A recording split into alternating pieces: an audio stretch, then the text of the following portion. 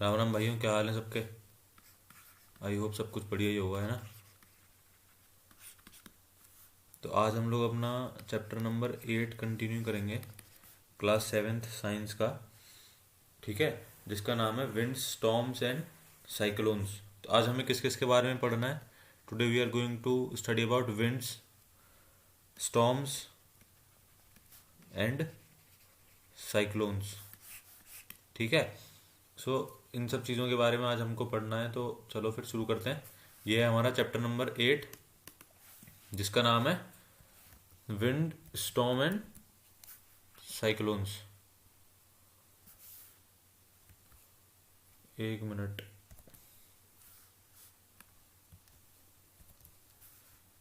ठीक है भाई, ये है कौन सा है हमारा chapter number 8, wind storms and cyclones. तो इन सब के बारे में आज हम पढ़ेंगे। चलो। Orissa was hit by a cyclone with wind speed of 200 kilometre per hour on 18 अक्टूबर 1999।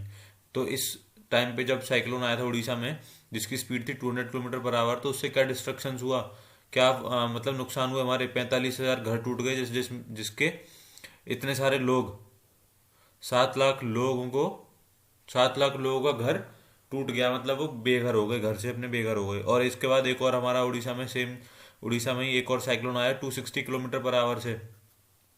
अ, और इसके साथ क्या आया था हमारा, water waves about 9 meter high, thousands of people lost their lives, property worth rupees crore was destructed. The cyclone affected agriculture, transport, communication and electricity supply. तो इन cyclones की वजह से इतने सारे नुकसान हुए हमारे। बट हमें पता ही नहीं साइक्लोन क्या होता है। But what are cyclones, how are they formed. Cyclones क्या हैं, वो कैसे बनते हैं, why are they so destructive, वो इतने नुकसानदायक क्यों हैं हमारे लिए। इन सब चीज़ों के आंसर आज हमें इस चैप्टर में मिलेंगे। तो सब कुछ पढ़ने इन सबको पढ़ने से पहले सबसे पहले हमें पता होना चाहिए विंड क्या है। हमारी विंड, तो जो हमारी हवा जो चलती है ना, जो एयर है हमारी, मूविंग एयर। आपके बाहर, घर के बाहर हवा चल रही है, पत्ते हिल रहे हैं, किसकी वजह से हिल रहे हैं, हवा की वजह से। तो आप जो बोलते हो ना कि हवा चल रही है, वो हवा ही क्या है, वो ही हवा हवा जो है वो हमारी विंड है। ठीक है, ये हो गई हमारी बात। अब जो हमारी एयर है वो प्रेशर एग्जर्ट करती है कहीं पे भी, किसी भी चीज़ पे। जैसे हमें एयर है, हमें दिखाई तो दे नहीं रही है, लेकिन इतना तो पता चलता है कि हमारी एयर प्रेशर एग्जर्ट कर रही है, किसी भी चीज़ पे प्रेशर डाल रही है। कैसे डालती है, अब आप अपना गेट फेर देना। आपने अपने किसी भी रूम का गेट फेर दिया, लॉक नहीं किया, गेट फेरा हुआ है बस वो। तो देखना कि अगर हवा चल रही ज़्यादा तेज, तो वो जो आपका गेट है वो अपने आप खुल जाएगा। तो इससे क्या मतलब है इसका, कि हवा ने धक्का दिया ना, हवा ने धक्का दिया मतलब हवा ने क्या किया उसके ऊपर, हमारे गेट के ऊपर क्या डाला, प्रेशर डाला। उसकी वजह से हुआ ना वो, है ना, उसकी वजह से हुआ।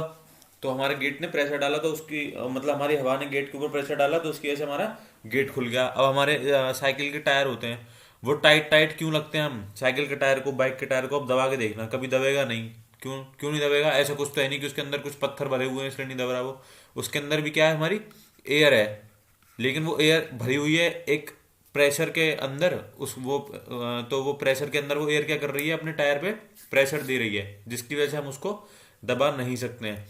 ज़्यादा हवा भर लेते हैं हम लोग कभी टायर्स में। आप लोगों ने देखा होगा, फुटबॉल हो गई, टायर हो गए आपके, इन सब में आपने कभी ज़्यादा हवा भर ली तो क्या होता है, फट जाते हैं। क्यों, क्योंकि वो प्रेशर जो है बहुत ज़्यादा हाई हो जाता है, उस प्रेशर की वजह से ज़्यादा प्रेशर हो जाता है, तो वो चीज़ें फट भी जाती हैं। ठीक है, इसके ऊपर हमारा एक एक्सपेरिमेंट भी है। एक टिन की कैन लेना, उस टिन की कैन में क्या करना है कि पानी डालना थोड़ा सा। जैसे इसके अंदर पानी डाल लिया, इतना ये पानी है, आधा बोतल, आधा टिन। और उसको आपको क्या करना है, गर्म करना है। तो तब तक बॉयल ना हो जाए तब तक गर्म करो। जब बॉयल होना शुरू हो जाए ना ये, तो उसके बाद भी एटलीस्ट 2-3 मिनट्स तक उसको बॉयल करते रहो। तो जैसे ही आपने इसको बॉयल किया, बॉयल करने के बाद क्या करना है, इसको साइड में रखना। साइड में रखते ही इसके ऊपर ठंडा पानी डाल देना तुरंत। जैसे ही आप इसके ऊपर ठंडा पानी डाल दोगे तुरंत ही, तो बोतल, जो आपका टिन का कैन था वो पहले ऐसा था, ठंडा पानी डालते ही वो इस शेप का हो जाएगा। ये ऐसा क्यों हुआ, ठीक है, क्यों हुआ ऐसा, अब ये सुनो। All these experience show that the air exerts pressure. जो कुछ भी मैंने आपको बताया, फुटबॉल, गेट, टायर, ये कैन वाली एग्जांपल, इन सबसे हमें क्या पता चलता है कि हमारी जो एयर है वो प्रेशर एक्सर्ट करती है। It is due to this pressure that the leaves of trees, banners और flags flutter when the wind is blowing. ठीक है भाई, let us try to explain why the can get distorted. Distorted मतलब उसकी shape जो change हो गई, वो क्यों हुई। As water is poured over the can, some steam in the can condenses into water. देखो भाई, इसमें इतना पानी भरा हुआ था, अब आपने इसको बॉयल कर लिया, तो इसके अंदर स्टीम होगी कि नहीं होगी। स्टीम भी क्या है, एक फॉर्म ऑफ गैस ही तो है कि नहीं है। तो वो जो स्टीम है, जैसे आपने उसके ऊपर ठंडा पानी डाला, ठीक है, वो स्टीम क्या थी, गर्म थी, वार्म थी इस टाइम पे। जैसे आपने उसके ऊपर ठंडा पानी डाला तो क्या हुआ, वो जो स्टीम थी वो कंडेंस होके क्या बन गई, वाटर बन गई। ठीक है भाई, steam in the can condenses into water reducing the amount of air inside. अब जैसे ये गैस की फॉर्म में, ये भी तो एक टाइप की एयर ही थी ना जो हमारी स्टीम थी। जैसे ये वाटर बनी तो क्या हुआ कि जो हमारी प्रेशर था, एयर का प्रेशर जो था, या फिर आप कह सकते हो जो एयर थी हमारे उसके अंदर, कैन के अंदर, वो कम हो गई। तो जैसे ही वो एयर का प्रेशर कम हुआ तो बाहर से उसको प्रेशर पड़ रहा है कि नहीं, एटमॉस्फेयर वाली एयर से, जो बाहर कैन के एयर है उससे तो प्रेशर पड़ ही रहा है ना। तो जैसे ही अंदर वाला प्रेशर कम हुआ, तुरंत जो बाहर एयर थी उसने इतना प्रेशर डाला कि वो जो कैन थी उसकी शेप चेंज हो गई, वो कैन जो थी डिस्टॉर्ट हो गई। ठीक है, the pressure of the air inside the can decreases than the pressure exerted by the air outside of the can, as a result the can gets compressed. I hope आप लोगों को समझ में आया होगा। This activity again confirm that air exerts pressure. Okay, I hope कि आप लोगों को ये सारी चीजें समझ में आ रही होंगी। High speed winds are accompanied by reduced air pressure. High speed winds are accompanied by reduced air pressure. क्या समझ में आता है इस चीज से? इस चीज से हम ये समझते हैं कि जो हाई स्पीड विंड्स होती हैं, जो बहुत तेज हवा चलती है ना, वो हमेशा अपने साथ क्या लेके चलती हैं, एक लो प्रेशर लेके चलती हैं। हाई स्पीड विंड हमेशा अपने साथ क्या लेके चलेगी, लो प्रेशर लेके चलेगी। ओके, अब देखो आप ये करना कि एक क्रम्पल करने का मतलब, इस पेज को ऐसे छोटा छोटा वो गुड़मुड़ी सी कर देते ना, जो हम पेज की फोल्ड कर दिया हमने बहुत छोटे उसमें, ऐसे करके देखना। और इसको क्या करना, आप यहाँ पे रखना, उसके बाद इसमें हवा, इसको हवा मारना। ठीक है, आप जैसे इसको हवा मारना शुरू करोगे ना, तो आप देखना कि बोतल अंदर जाएगा, ये पेज बोतल इस बोतल के अंदर जाएगा, यहाँ पे लग के फिर वापस आ जाएगा, कहीं भी बिटवीन आए या कहीं भी आए। ठीक है, ये हो गई हमारी एक्टिविटी। और देखो, एक एक्टिविटी में क्या करना, दो बैलून लेना है, एक डंडी लेना है ऐसी कोई भी, और उन दो बैलून में थोड़ा थोड़ा पानी भर लेना, ताकि वो थोड़े से भारी हो जाए। थोड़ा थोड़ा पानी भर के उनको उनको कर देना, लटका देना, उनको क्या करना, लटका देना ऐसे। ठीक है, लटक गए। अब इन प्रेशर के इनके बीच में क्या करना है, अब यहाँ पे यहाँ से हवा मारना बीच में से, बिल्कुल जैसे ये लड़का मार रहा है, यहाँ से हवा मारा आपने, हवा मारी यहाँ से, तो देखना क्या होगा। जैसे ये दो बैलून्स हैं, ये थे हमारे दो बैलून, ठीक है, एक ये मान लो, एक ये मान लो, ये ऐसे लटके हुए हैं। ठीक है, नॉर्मल सी बात। अब जैसे आपने इनके बीच में से, यहाँ पे कुछ प्रेशर है, यहाँ पे कुछ एयर है कि नहीं है, यहाँ पे कुछ एयर है कि नहीं है, यहाँ ये जो एयर है यहाँ पे कुछ प्रेशर दे रही है, तभी तो ये दोनों बैलून अलग हैं। अब जैसे यहाँ पे आपने हवा यहाँ से फूंक मारी, ये वाली एयर हट गई, तो इस जैसे ये वाली एयर हटी तो इसका प्रेशर हटा, तो ये बैलून्स क्या होंगे, एक दूसरे की तरफ आने लग जाएंगे, जैसे कि इसमें आए हैं इस इमेज में। ठीक है, आई होप आप लोगों को मेरी बात समझ में आ रही होगी। मैं बहुत आराम से समझाने की कोशिश कर रहा हूँ, बहुत सिंपल सी चीज़ है, कोई ज़्यादा बड़ी बात नहीं है। अब देखो, जैसे ये लड़का है, ये लड़का क्या कर रहा है, इसके ये जो स्ट्रिप है पेपर की, अभी तो ऐसी है ये, लेकिन जैसे इसने हवा मारना शुरू किया, ये कैसी हो गई, टेढ़ी मेढ़ी हो गई, या नॉर्मल पोजीशन इसने अपनी चेंज कर ली। तो ये सब क्यों हो रहा है? When we blow into the mouth of the bottle, the air near the mouth has higher speed. अब जब आप बोतल में फूंक मारोगे अंदर, तो जो बोतल की नेक होगी, जो बोतल का माउथ होगा, वहां पे हवा तेज है, क्योंकि आप वहीं पे मार रहे हो बिल्कुल। ठीक है, this decreases the pressure there. जैसे ही आपने वहां पे हवा मारी, तो वहां पे क्या हुआ, प्रेशर कम हो गया। अभी हमने पढ़ा था कि जो हाई स्पीड विंड्स होती हैं अपने साथ लो प्रेशर लेके चलती हैं हमेशा। तो जैसे ही आपने मुंह पे हवा मारी, बोतल के माउथ पे, तो बोतल के माउथ पे क्या हुआ, हवा तेज हो गई, विंड हाई हो गई, स्पीड उसकी, है ना, और जो प्रेशर हुआ वो क्या हुआ, कम हो गया। The air pressure inside the बोतल is higher than near the mouth. अब नियर माउथ पे तो कम है प्रेशर, लेकिन अंदर तो ज्यादा है ना, तो जैसे ही वो पेज अंदर जाएगा, उस प्रेशर, हाई प्रेशर की वजह से वो पेज वहां से लग के बोतल से वापस आ जाएगा। The air pressure inside the बोतल is higher than the near the mouth. The air inside the बोतल पुशेस द बॉल आउट। ठीक है, जो अंदर जो एयर है उसका प्रेशर तो हाई है ना, तो उससे क्या हुआ कि जो हमारा पेज गया था अंदर, जो हमारी बॉल गई थी अंदर, वो क्या हुई, बाहर आ गई। अब देखो, ये वाली बैलून वाली बात मैंने आपको समझाई दी है। This could happen if the pressure of the air between the balloons, जो बैलून्स के बीच में जो प्रेशर था वो किसी भी तरह से रिड्यूस कर दिया जाए, तो बैलून्स जो है एक दूसरे की तरफ आ जाएंगे। तो वो रिड्यूस कैसे हुआ, हमने वहां पे the pressure outside the balloons would then push them towards each other. जो बाहर जो प्रेशर है उनके, वो जब बड़ा हो जाएगा ना उस प्रेशर से, जो कि उन दोनों के बीच में एयर का प्रेशर है। अब आपने फूंक मार दी, तो वहां से एयर का प्रेशर इन दोनों के बीच में जो है बैलून्स के, वो हट गया। तो जो बाकी जो सराउंडिंग का प्रेशर है, वो क्या करेगा, उनको पुश करेगा एक दूसरे की तरफ। ओके, आई होप आप लोगों को समझ में आया होगा। We see that the increased wind speed is indeed accompanied by reduced air pressure. ठीक है, विंड की स्पीड ज्यादा, लो और एयर प्रेशर कम, ये चीज याद रखना, स्पीड ज्यादा प्रेशर कम, स्पीड ज्यादा होगी प्रेशर होगा कम। You already know that when air moves it is called wind, अभी हमने तो स्टार्टिंग में पढ़ लिया था। एयर मूव फ्रॉम, देखो ये भी चीज बहुत इंपॉर्टेंट है, what air move from high pressure from the region where the pressure is high to the region where the pressure is low. जो हमारी जैसे यहाँ पे क्या है, हाई प्रेशर है, यहाँ पे मान लो एक जगह है यहाँ पे लो प्रेशर है, तो यहाँ से हवा इस तरफ मूव करेगी। ठीक है, अब आप एक बात समझो, जैसे यहाँ पे पानी ज्यादा भरा हुआ है, एक ये यहाँ से ऐसे ढलान सी है, यहाँ पे पानी कम भरा हुआ है, तो यहाँ से वो नीचे जाएगा कि नहीं जाएगा पानी, ज्यादा से नीचे, ज्यादा से कम पे जाएगा कि नहीं जाएगा, ये बता दो बस। ज्यादा पानी जहाँ पे है और दूसरी जगह है जहाँ पे पानी कम है, तो जहाँ से जहाँ जहाँ ज्यादा है वहां से पानी कहाँ जाएगा, जहाँ पे पानी क्या है कम है। उल्टा तो नहीं होगा ना इसका, यहाँ से ऊपर थोड़ी चढ़ के चला जाएगा। तो बस ये समझ लो, ये जगह हाई प्रेशर है, ये जगह लो प्रेशर है, तो जो एयर जो है वो हाई प्रेशर से हमेशा लो प्रेशर की तरफ मूव करती है। ओके, ये हो गई हमारी बात। The greater the difference in pressure the faster the air moves. अब जितना ज्यादा क्या कहते हैं डिफरेंस होगा प्रेशर में, उतना ज्यादा क्या होगा, उतनी ज्यादा तेज हवा हमारी चलेगी। जितना ज्यादा प्रेशर, एक जगह है जहाँ पे प्रेशर 100 है मान लो, एक जगह है जहाँ प्रेशर बिल्कुल 10 ही है, तो उतनी तेजी से हवा आएगी बिल्कुल बहुत तेज से। और जहाँ एक जगह प्रेशर मान लो 100 है, दूसरी जगह प्रेशर मान लो 80 है, तो हवा 100 से 80 की तरफ तो जाएगी, लेकिन धीरे धीरे स्पीड से जाएगी। और अगर दूसरी जगह, एक जगह 100 है, एक जगह 10 है, 20 है, तो 100 से 20 की तरफ हवा बहुत तेज जाएगी।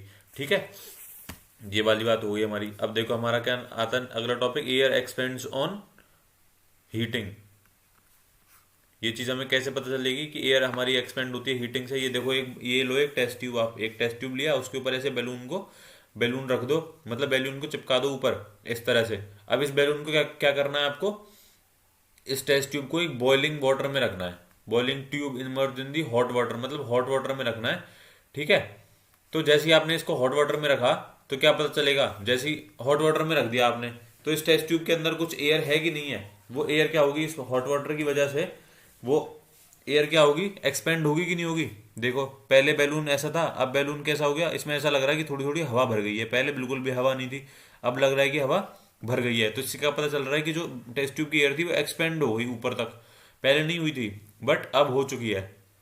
क्यों, because of heating, air expends on heating. ये चीज हमारी इस चीज से हमें पता चल जाती है। अब आप इस टेस्ट ट्यूब को हॉट वाटर में से निकाल के आइस कोल्ड वाटर में रख देना। तो जैसे आइस कोल्ड वाटर में रखोगे तो देखना ऐसा लग रहा है ना कि ये सारी हवा खींच ली हो बैलून में से अंदर। तो इससे क्या पता चल रहा है हमें कि जब हम हीट करते हैं एयर को तो वो एक्सपेंड होती है, और जब हम उसको हीट नहीं करेंगे या फिर ज्यादा एक्सट्रीम ठंडी चीज में रख देंगे तो वो एक्सपेंड नहीं करेगी, वो कंप्रेस हो जाएगी एयर। ओके, अब देखो, ये देखो इससे क्या पता चलता है, हॉट एयर राइजिंग अप। दो आपने पन्नी रख दी बिल्कुल बांध के ऐसे, नीचे उनका मुंह खुला हुआ है, एक के नीचे आपने क्या किया, क्या कहते हैं हमारी ये कैंडल हमने जला दी। तो जैसे हमारी कैंडल जलेगी तो यहाँ पे जो एयर है इसके आसपास ये क्या करेगी, राइज करने लग जाएगी ऊपर। इसकी वजह से क्या होगा, ये वाली जो पॉलिथीन है ये ऊपर चली जाएगी, ये वाली पॉलिथीन जो है नीचे आ जाएगी। ठीक है, तो आई होप आप लोगों को ये चीज भी समझ में आई होगी। देखो, also it is important to remember that on heating the air expands and occupies more space. ज्यादा स्पेस ऑक्यूपाई करेगी, नॉर्मल सी बात है कि नहीं है। Also it is important to remember that on heating the air expands and occupies more space. जब कोई भी चीज एक्सपेंड करेगी, कोई भी चीज बड़ी होगी, तो उसको स्पेस भी ज्यादा चाहिए। When the same thing occupies more space it becomes lighter. The warm air is therefore lighter than the cold air. जो हमारी गर्म हवा होती है ना, वो कोल्ड एयर से क्या होती है, लाइटर होती है। ठीक है, that is the reason that the smoke goes up. ये हो गई हमारी बात। इसी वजह से हमारा जो स्मोक होता है वो ऊपर जाता है। क्यों, क्योंकि एक तो वो गर्म होता है, ठीक है, तो वो गर्म होने की वजह से राइज अप हो जाता है। और वो अकॉर्डिंग टू द कंपैरिजन, अगर हम कोल्ड एयर और हॉट एयर में कंपैरिजन करेंगे वार्म एयर में, तो क्या होगा हमारा, हमें पता चलेगा कि हमारी जो वार्म एयर है वो हमारी कोल्ड एयर से हल्की है। ओके, अब आता है हमारा अगला point, the wind currents are generated due to the uneven heating on the earth. जो हमारी विंड करेंट्स हैं वो हमारी uneven heating of the earth की वजह से क्या हो रही हैं, जनरेट हो रही हैं विंड करेंट्स। देखो, uneven heating between the equator and the poles. You might have learnt in geography that regions close to the equator get maximum heat from the sun. ठीक है, हमें पता है कि ये हमारे इक्वेटर है, यहाँ पे हमारा सन मोस्टली रहता है इतने से इतने रीजन में। तो यहाँ पे क्या होता है, ज़्यादातर हमें हीट मिलती है। ठीक है, the air in these region get warms. ठीक है, the warm air rises and cooler air from the region of the 0 to 30 degree latitude belt on the other side of the equator moves in. अब देखो क्या होगा कि जब हमें पता चल गया कि हमारी एयर जो है बीच में इक्वेटर के आसपास क्या रहती है, हमारी एयर गर्म रहती है। तो जैसे ये वाली एयर है, जैसे यहाँ पे देखो ये इक्वेटर है ना, इस जगह पे हमारी जो एयर है वो गर्म रहती है बिकॉज ऑफ द सन, क्योंकि हमारा सन जो है इक्वेटर के आसपास ही रहता है ज़्यादातर। तो क्या होगा कि यहाँ की जो हवा होगी वो वार्म हो जाएगी। वार्म एयर, हॉट एयर क्या करती है, अब राइज करती है ना ऊपर की तरफ। तो जैसे हमारी इस जगह वाली, हाँ यहाँ पे जो इन जगहों पे जो गर्म हवा है वो ऊपर चली गई मान लो, ठीक है। तो उस जगह को घेरने के लिए भी तो कोई होना चाहिए ना, उस जगह वहां पे जो जगह खाली हुई उस जगह को भरने के लिए भी तो कोई आएगा। तो वो कौन आता है, 0 to 30 डिग्री लैटिट्यूड्स में से जो ठंडी हवा होती है वो इक्वेटर की तरफ आने लग जाती है, जैसे कि इसमें आ रही है। सेम नीचे से सदर्न हेमिस्फीयर में से होगा, सेम थिंग नॉर्दर्न हेमिस्फीयर में होगी। These winds blow from the north and the south towards the equator. आने लगी कि नहीं, यहाँ से जाने लगी नीचे से ऊपर, ऊपर से इक्वेटर की तरफ आ रही है। ठीक है, एट द पोल्स, अब देखो यहाँ पोल्स पे क्या है हमारा, at the pole the air is colder than that at the latitudes about 60 degrees. देखो अब हमारे पोल्स पे क्या है, यहाँ पोल्स पे क्या है हमारे पे, ठंडी हवा है कि नहीं है ठंडी हवा। यहाँ ये जो देखो ये जो रीजन है 60 डिग्री लैटिट्यूड वाला, जो हमारा ये वाला रीजन है, इस रीजन से अगर हम पोल्स को कंपैरिजन करें तो ये वाली हवा क्या है हमारी, कोल्ड है। ये वाली हवा क्या है हमारी, गर्म है।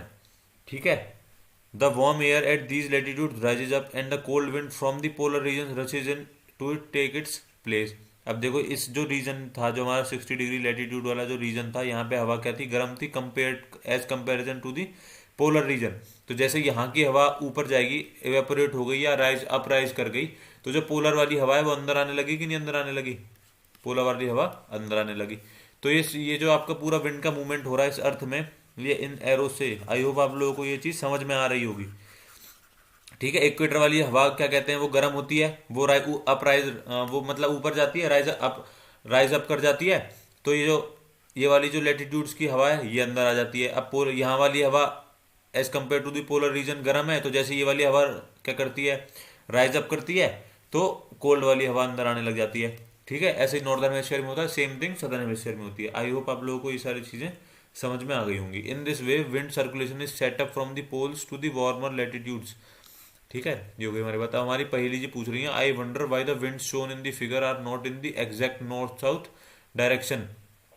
अब सीधी सीधी सी बात, पहली का क्वेश्चन ये है कि जो हमारी हमारी जो हवा जो चलती है, ये सिर्फ या तो नॉर्थ से साउथ क्यों नहीं चलती, या फिर साउथ से नॉर्थ क्यों नहीं चलती। सीधी सीधी सी ये कोई हवा नॉर्थ से साउथ जा रही है, कोई हवा साउथ से नॉर्थ जा रही है, ऐसा क्यों हो रहा है। ये हमारा जो भी होता है, ये हमारा रोटेशन ऑफ द अर्थ की वजह से होता है। The wind would have flown into the north south direction from north to south और from south to north. A change in direction is however caused by the rotation of the अर्थ।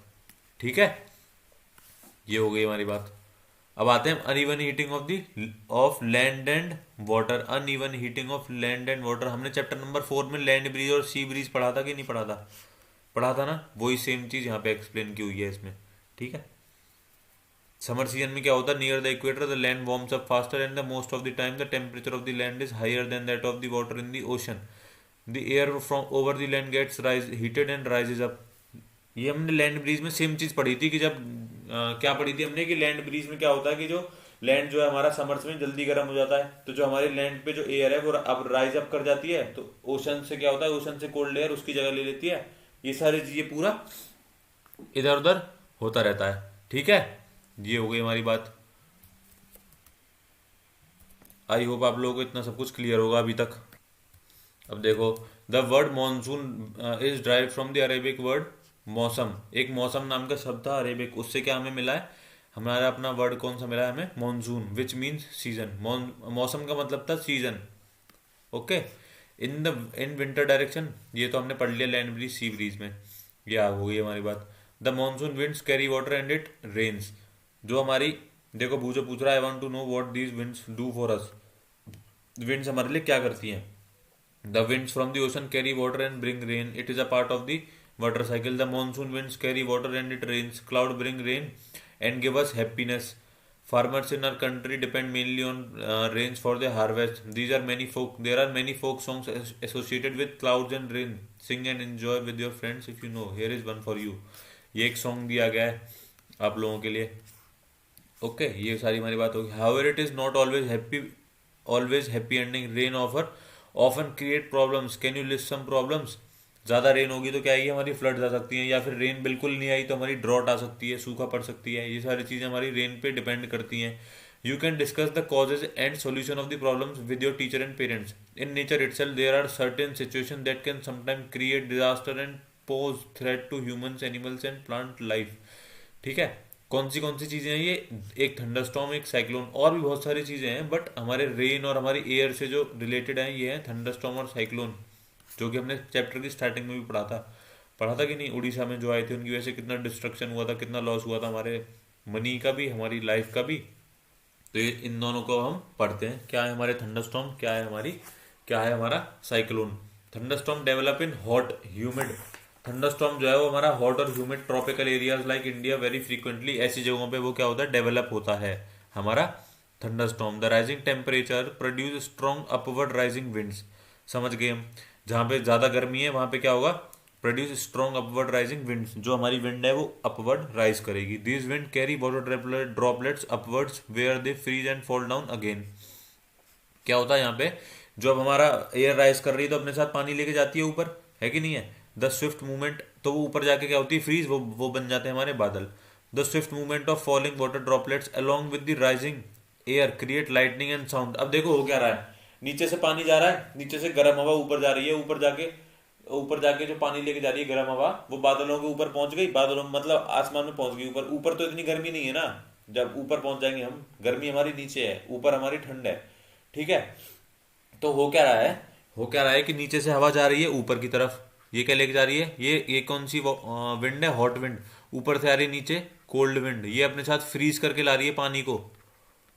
और ये नीचे से वाटर लेके जा रही है गरम मतलब वाटर लेके जा रही है लिक्विड फॉर्म में. ठीक है, तो जब ये दोनों मिलती हैं एक दूसरे से, तो वहीं पे क्या होता है, हमारी साउंड प्रोड्यूस होती है, हमारी लाइटनिंग प्रोड्यूस होती है. आप लोग कहते हैं ना बारिश के मौसम में क्या हो रहा है भाई, कि बिजली कड़क रही है और बहुत ज़्यादा बादल दहक रहा है, ये कहते हैं ना हम लोग घर में. तो ये इसकी वजह से होता है. आई होप आप लोगों को समझ में आया होगा. It is the event that we called a thunderstorm. इसी फिनोमिना को हम क्या बोलते हैं, थंडरस्टॉर्म हमारा. You will read about lightning in higher classes. बाकी चीज़ें हम हायर क्लासेस में पढ़ेंगे, लेकिन अभी इतना आपके लिए यही था कि जब गर्म हवा ऊपर जा रही है और ठंडी हवा ऊपर से नीचे आ रही है, तो जब ये दोनों चीज़ मिलती हैं तो यहाँ पे साउंड प्रोड्यूस होती है और लाइटनिंग होती है. इसी प्रोसेस को हम क्या कहते हैं, हमारा थंडरस्टॉर्म. ठीक है, ये सारे कुछ स्टेप्स हैं जो आपको लेने चाहिए जब थंडरस्टॉर्म आए हो. Do not take shelter under an isolated tree. If you are in a forest take shelter under a small tree. Do not lie down on the ground. Do not take shelter under an umbrella with a metallic end. Do not sit near a window. Open garages, storage sheds. Metal sheds are not safe places to take shelter. A car or a bus is safe place to take shelter. If you are in water, get out and go inside a building. Okay, अब देखो हमारा thunderstorm तो आ गया, हमने thunderstorm समझ लिया क्या होता है हमारा. But how a thunderstorm becomes a cyclone. एक जो थंडरस्टॉर्म है वो साइक्लोन कैसे बनता है. You know that water requires heat when it changes from liquid to vapour state. ये वाली बात हमें पता है, जब लिक्विड से वेपर बनना है उसे, तो हमें हीट चाहिए होगी, हमें वाटर को हीट देनी पड़ेगी, तभी वो वेपर बन पाएगा. देखो अब मैं पूरी बात अपनी समझाता हूँ पहले. देखो हमारा जो वाटर है, देखो before cloud formation water takes up heat from atmosphere to change into vapour.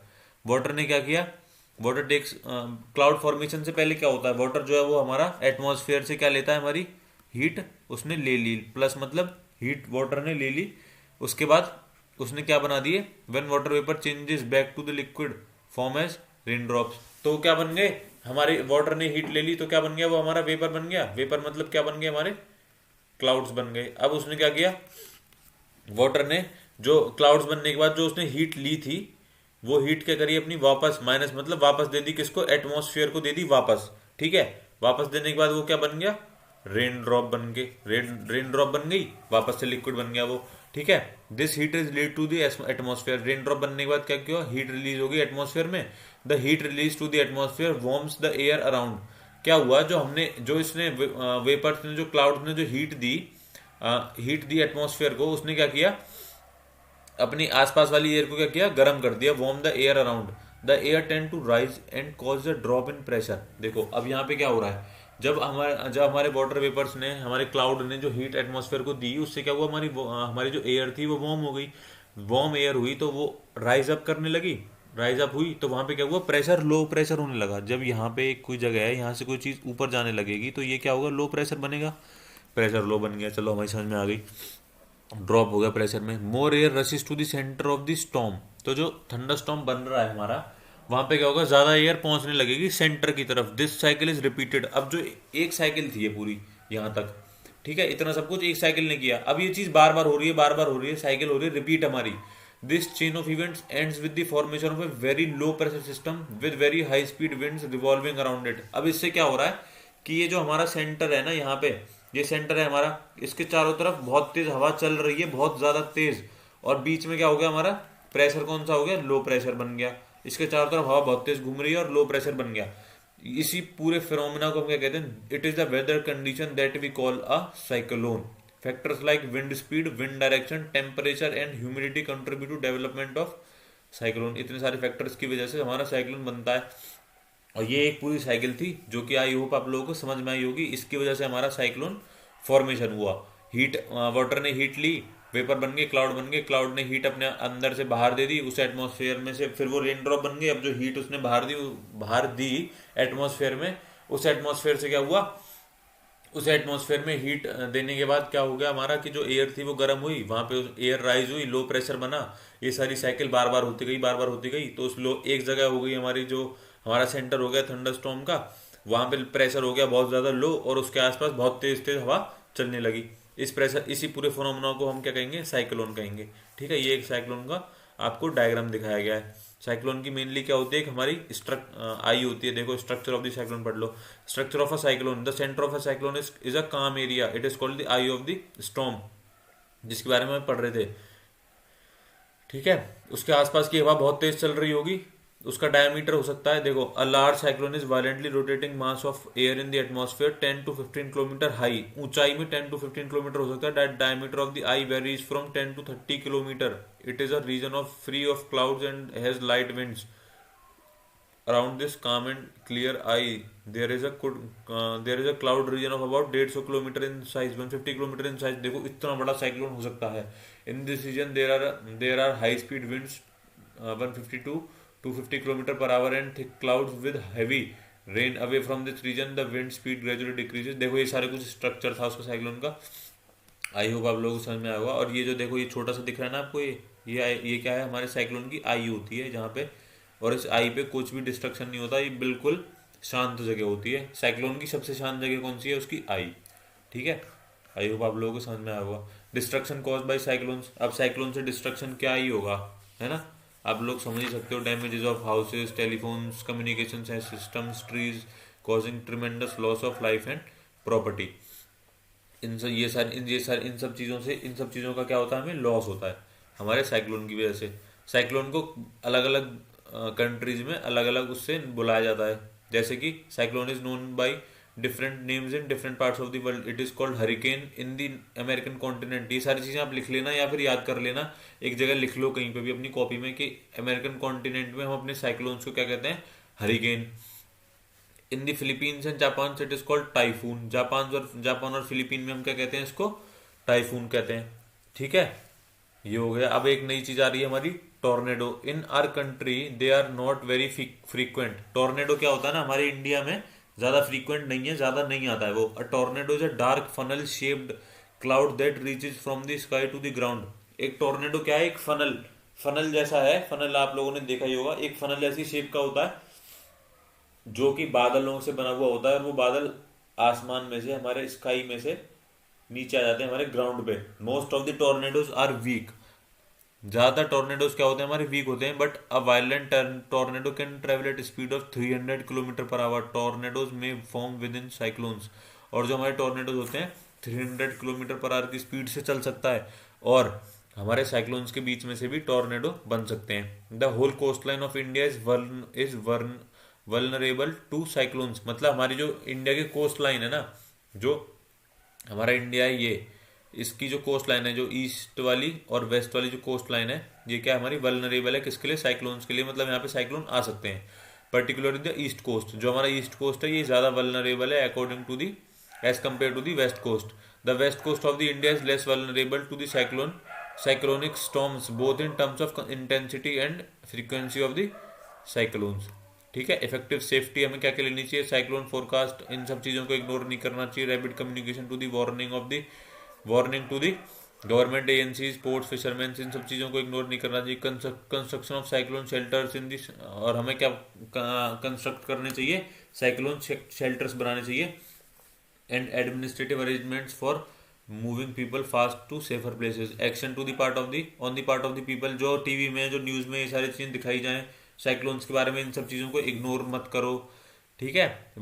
We should make necessary arrangement to shift the essential household goods, domestic animals and vehicles etcetera to safer places. Avoid driving on roads through standing water as floods may have damage the roads. And keep ready the phone numbers of all emergency services like police, fire brigade and medical centres. इन सब चीज़ों का आप लोगों को ध्यान देना चाहिए। अब क्या हमारी एडवांस टेक्नोलॉजी हो चुकी है, जो कि हमें 24 घंटे 48 घंटे पहले साइक्लोन अलर्ट दे देते हैं। उन सबको बिना इग्नोर किए हमें उन सब पे ज़्यादा ध्यान देना चाहिए और अपने आप को सेफ रखना चाहिए और अपनी सराउंडिंग को भी। आई होप आप लोगों को चैप्टर समझ में आया होगा। मैंने बहुत अच्छे से समझाने की कोशिश करी थी। ठीक है। थोड़ा बहुत लंबा भी हो गया होगा तो कोई दिक्कत नहीं है, बट चैप्टर भी बड़ा था, तो आराम से 2 बार में 1 बार में कैसे भी जैसे आपका मन करे देख लेना, बट देख ज़रूर लीजिएगा। ठीक है। योगा मेरे बाद अब आते हैं अपनी एक्सरसाइज पे। विंड क्या है? हमारी जो मूविंग एयर होती है हमारी, उसी को क्या कहते हैं? हम अपनी विंड कहते हैं। Winds are generated due to uneven heating of the earth. ये हमने पढ़ा था ना, जो हमारी विंड्स हैं वो कैसे बनती हैं? अनइवन हीटिंग ऑफ द अर्थ से बनती हैं। Near the earth surface warm air, जो हमारी वार्म एयर होगी वही तो राइज अप करती है। बहुत बार, कितनी बार बोला होगा मैंने, पता नहीं पढ़ाते में भी इस चैप्टर में, कि जो हमारी वार्म एयर वो राइज करेगी और जो हमारी कोल्ड एयर होगी वो क्या करेगी? डाउन, कम्स डाउन, या उसकी जगह ले लेगी। Air move from a region of high pressure, ये भी मैंने बोला था। हाई प्रेशर से लो प्रेशर की तरफ हमारी जो एयर है वो ट्रैवल करती है। अब देखो question number 8, which one of the following places unlikely to be affected by a cyclone. कौन सी ऐसी जगह है चेन्नई, मैंगलोर, अमृतसर और पुरी में से जो कि साइक्लोन से हिट नहीं होगी? चेन्नई भी हमारी कोस्टल सिटी है, मैंगलोर भी हमारी कोस्टल सिटी है, पुरी भी हमारी कोस्टल सिटी है। मतलब ये तीनों सिटी जो है वो हमारी कहाँ है? हमारे ओशंस के, हमारी सी के नियर है। तो एक अमृतसर ऐसी सिटी बची जो कि साइक्लोन से दूर रहेगी, क्योंकि उसके पास ना कोई ऐसा साइक्लोन आने की कोई वो नहीं है, क्योंकि वहाँ पे क्या नहीं है? समुद्र नहीं है वहाँ पे, कोई सी नहीं है, कोई ओशन नहीं है अमृतसर के आसपास। ठीक है। Which of the following statement is correct? In winter the wind blow from the land to the ocean. हाँ भाई ठीक बात है ये तो। In summer the wind from the land towards the ocean. Winds flow from the land towards the ocean. Summer में from the land toward the ocean नहीं होता, from the land to the ocean होता है। ठीक है। Summer में from the land towards the ocean नहीं होता, from the ocean towards the land होता है। ये उल्टा लिखा हुआ है इसने। विंटर्स में क्या होता है हमारा? Winds flow from the land to the ocean. ये चीज़ हमारी विंटर में होती है, ना कि समर में। ठीक है। तो ये पहली वाली स्टेटमेंट क्या होगी हमारी? करेक्ट होगी। Cyclone is formed by a very high pressure system with a very high speed wind revolving around it. नहीं, with a very low pressure system with a very high speed winds revolving around it. High pressure नहीं, low pressure. The coast line of India is not vulnerable to cyclones. नहीं, हमारी coast line of India जो है vulnerable to the cyclones है। ठीक है। ये हो गया हमारा चैप्टर पूरा। आई होप आप लोगों को समझ में आया होगा। So thank you so much for watching this video.